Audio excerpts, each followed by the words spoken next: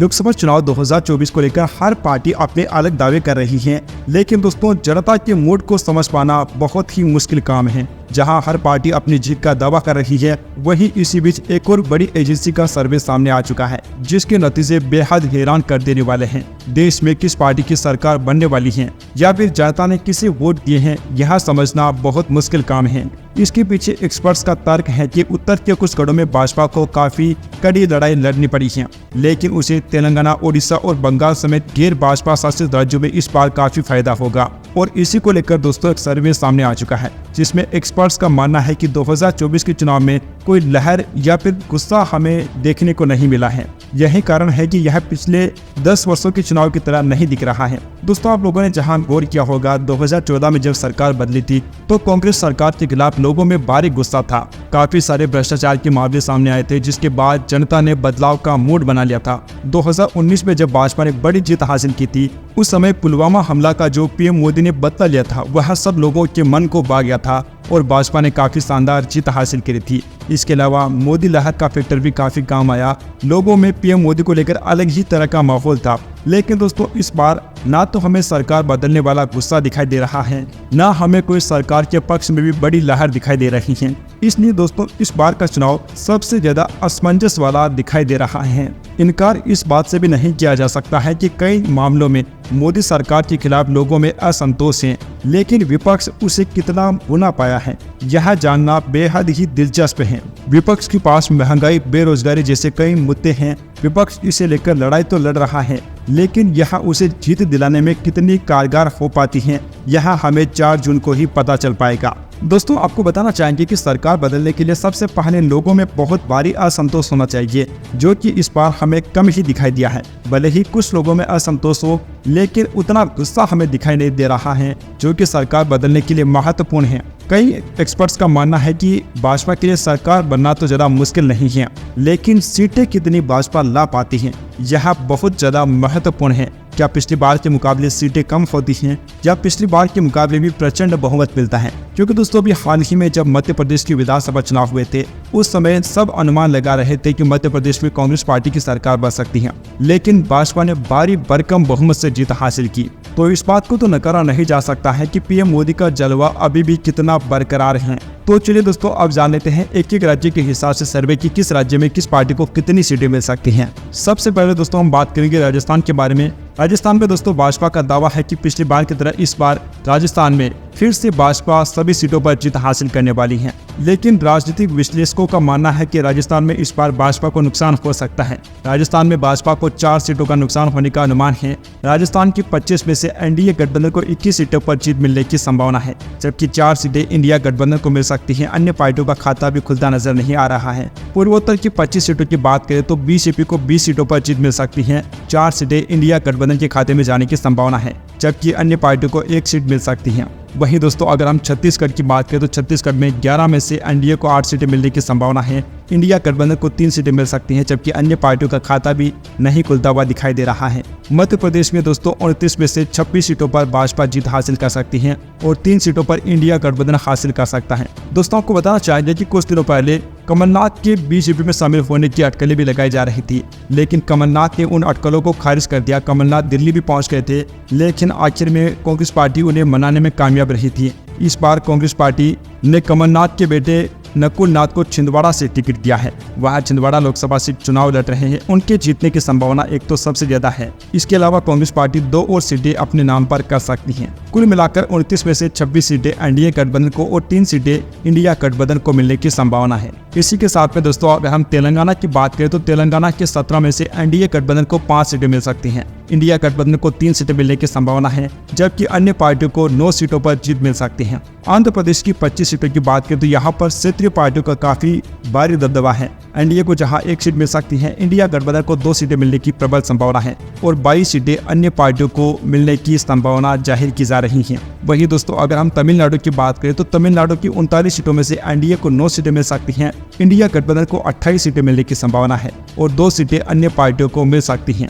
बिहार की अगर हम बात करें तो बिहार की 40 में से 25 सीटें एनडीए गठबंधन को, जबकि इंडिया गठबंधन को 15 सीटों पर जीत मिल सकती है और अन्य पार्टियों का खाता भी खुलता नजर नहीं आ रहा है। चलिए दोस्तों, वीडियो में आगे बढ़ने के साथ ही बात कर लेते हैं झारखंड की 14 सीटों के बारे में। झारखंड की 14 में से एनडीए को 12 सीटों पर जीत मिल सकती है, जबकि इंडिया गठबंधन को 1 सीट पर जीत मिलने की संभावना है। अन्य पार्टियों को 1 सीट पर जीत मिल सकती है।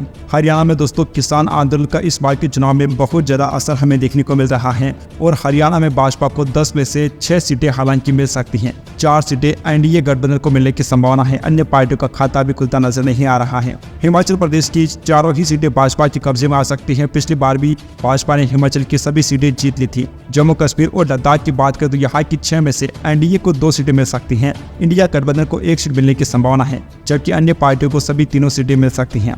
दोस्तों, दिल्ली की बात करें तो जहां भाजपा ने सभी 7 सीटें पिछली बार के चुनाव में जीती थी, भाजपा 1 सीट इस बार गंवा सकती है। एनडीए को 6 जबकि इंडिया गठबंधन को 1 सीट पर जीत मिलने की संभावना है। पंजाब में भी हमें किसान आंदोलन का बहुत ज्यादा असर देखने को मिलने वाला है। इस बार दोस्तों आपको बताना चाहेंगे, पंजाब में आम आदमी पार्टी की सरकार है और साथ ही में इस बार कांग्रेस पार्टी ने और आम आदमी पार्टी ने गठबंधन किया है। पिछली बार भी पंजाब में कांग्रेस की सरकार थी और इस बार आम आदमी पार्टी की सरकार है। चूंकि दोनों का गठबंधन है, दोनों का वोट बैंक काफी अच्छा है। इसके अलावा किसान आंदोलन का असर बहुत ज्यादा इस बार देखने को मिलेगा।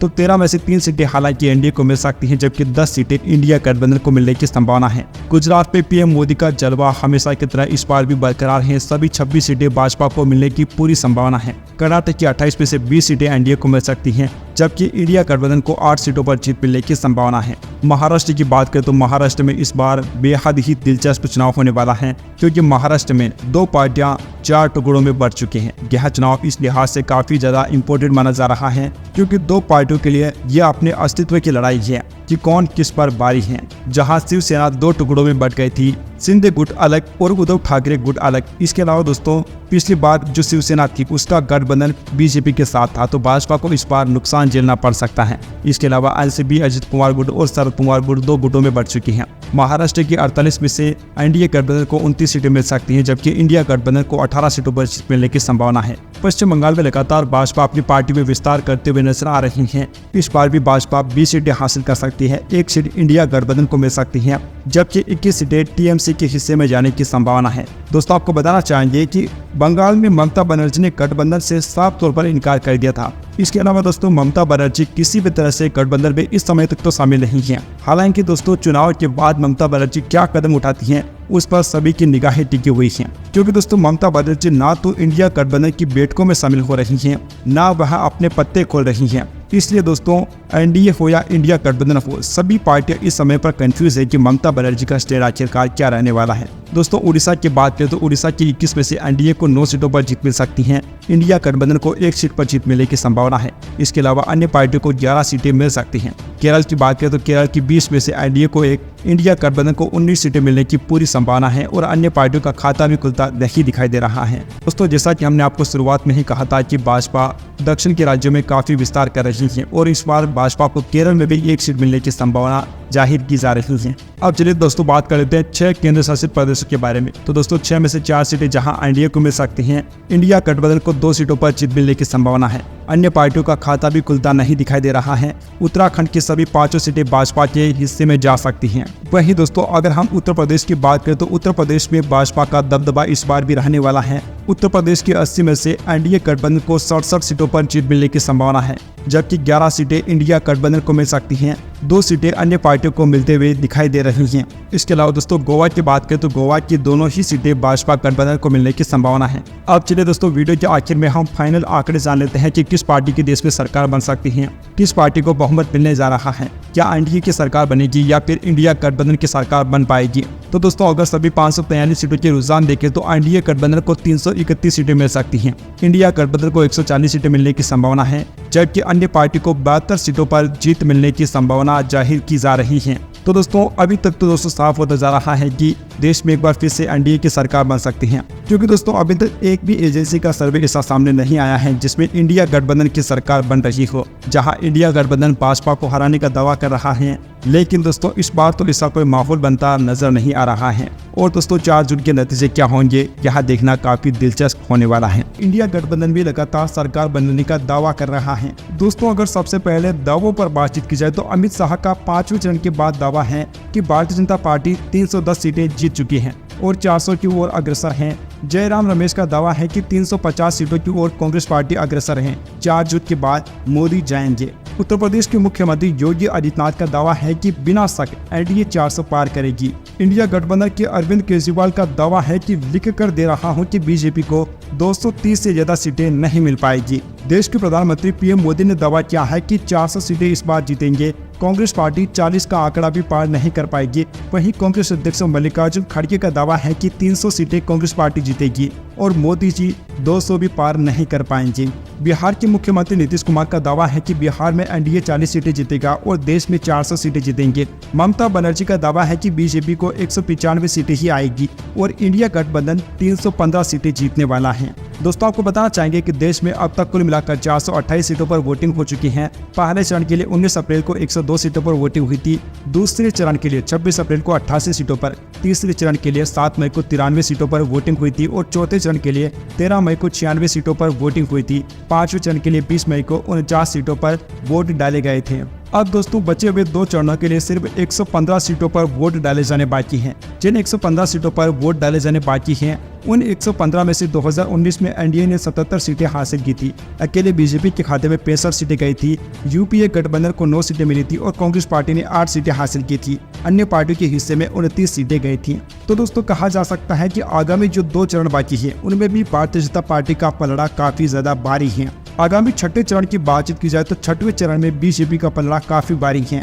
छठवें चरण की 58 सीटों में से 2019 के चुनाव में एनडीए को 45 सीटों पर जीत मिली थी। यूपीए को 0 सीट मिली थी, जबकि अन्य पार्टियों के हिस्से में सिर्फ 13 सीटें ही गई थी। अब चलिए दोस्तों, हम बीजेपी के 400 पार के दावे को एक बार ठीक से समझ लेते हैं। जिस प्रकार से दोस्तों भारतीय जनता पार्टी 400 पार का दावा कर रही है, सबसे पहले जानते हैं कि भाजपा कितनी सीटों पर चुनाव लड़ रही है। दोस्तों, पहले फेज में भाजपा 77 सीटों पर चुनाव लड़ी, दूसरे फेज में 70 सीटों पर, तीसरे में 82, चौथे में 70 और 5वें चरण में बीजेपी ने 40 सीटों पर चुनाव लड़ा। इस प्रकार से दोस्तों अब तक भारतीय जनता पार्टी 339 सीटों पर चुनाव लड़ चुकी है।